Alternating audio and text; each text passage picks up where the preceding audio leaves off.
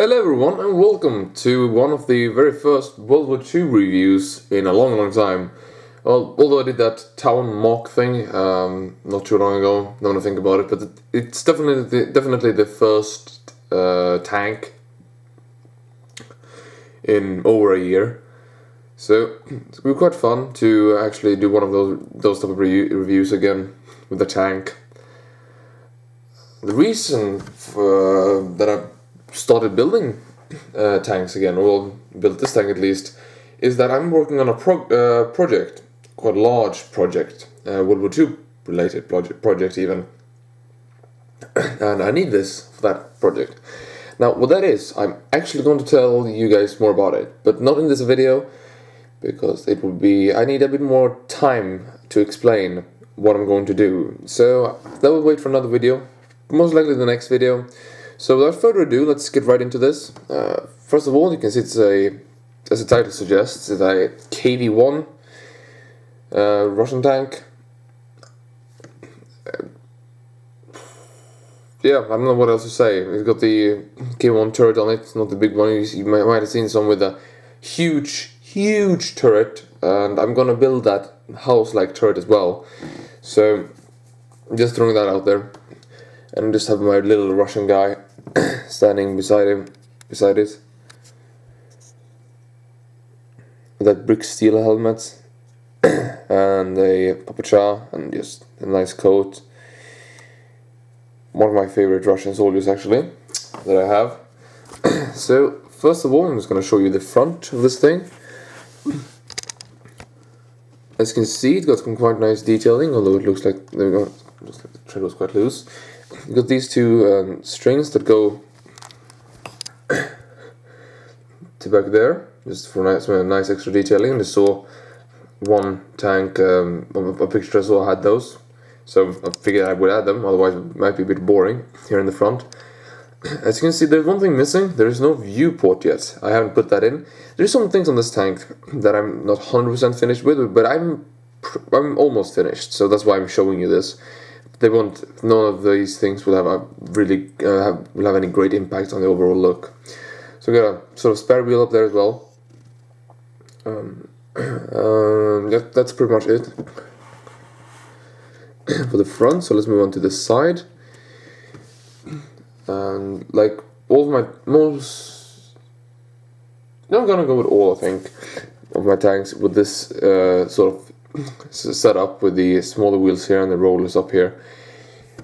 This one does suspension. I'm going to demonstrate using this thing. There we go. Looking all nice and dandy. I also got quite a lot of detailing in there in the tread section. Also, you can see up top here we got this very nice those nice sides here. It's only one plate thick, and that's something. Just a little tip for anyone who's planning on building one of those. See, some people do this part right here 2 bricks high. Never do that. They do it so so it's this thick. Never do that. It looks weird, it looks odd, it doesn't look realistic at all. So if you can, always go for this type of design with only 1 plate thick. There's a little tip. Figured I should throw that out there. You can see we've got one of those on the hatch. We've got this box-like thing, and there should be 2 of them. One more here, and that's one of the things that I mentioned earlier that have not been added yet, but will be added soon. Let's move on to the back here. You can see it's got very nice looking back. It's very similar to how it actually looked like with the slope bricks here. That's perfectly lined up with the back wheel there, and with the spade, shovel even, and the light and some netting. Also got some boxes up there. I'm gonna have to move this a bit closer for you guys to see that better. We've got some tools up here, a couple of boxes. Also got some hatches, and basically 2 of those, one there and one there, both open up. And there's a third hatch where you will have to turn the turret a bit to be able to open that, but that's the engine hatch. So that's that for the back. I'm gonna separately talk and show the turret later, so I'm just going through the body first. And the other side is pretty much identical, as you would imagine. So, and that's pretty much the body. So now let's move on to the turret. Now this turret is not built like I see a lot of people build the KV turret. A lot of people use a snot-like technique instead. Well, pretty much like this. They stack bricks on the side like this. I decided to go for this type of design with the slanted plates on the side to be able to get this very nice shape in the front here, which I think is it's kind of important because it's a very big part of the design of the turret. So I figured that was kind of necessary to have there. Got the driver's hatch here, opens up nice and easy, and there you can see the brown plate. Turning around here, you can see that you got the machine gun, and this part right here, I'm not entirely sure what I feel about that. I would prefer to get this wedge piece off here, so you get more of a smooth look with these smooth plates there. So this one still something that I'm working on a bit. Probably when I do add the box in the back here and the viewport, I'm probably going to go over that as well. Keep spinning it around, you can see that I missed one of those parts there. But overall, it's a really nice look. It's a really nice looker. There you go. Gonna have to lift it a bit with the spare wheel in the front here to be able to get it around.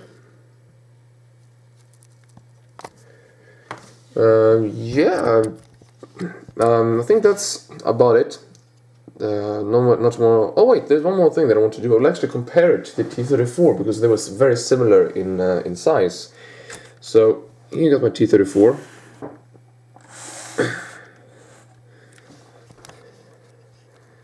Trying to get there we go. Trying to fit both of them in the picture. Not very easy. They're both quite large tags. So here you got my T-34. And you can see they're roughly the exact same size, which is very accurate because they were pretty much identical in length and were very similar in height and width. Although there's a slight difference in width, which I have illustrated by making this one, the KV, one stud wider.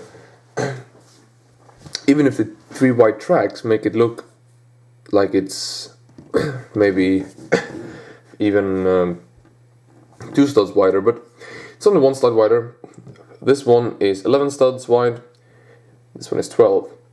So all in all, they're appropriately scaled. The height, as you can see, is very, very similar as well. This one is a bit higher body, about 2 plates. Although this turret is a bit higher. Well, this hatch is higher, but overall, okay, that happened. It wouldn't be a review without me breaking anything. So they're pretty much the same height, all in all, which is very nice. I think it really gives. It's nice to have those 2 tanks that are going to be shown in the diorama at the same scale. They're correctly scaled compared to each other. So I wouldn't mind if this would be a bit too big for a figure, if that would mean that it would be more appropriately scaled to the T-34. The main focus here is to get them scaled pretty good to each other. Yeah, I think that's all I have to show you for today. I really hope you like this review.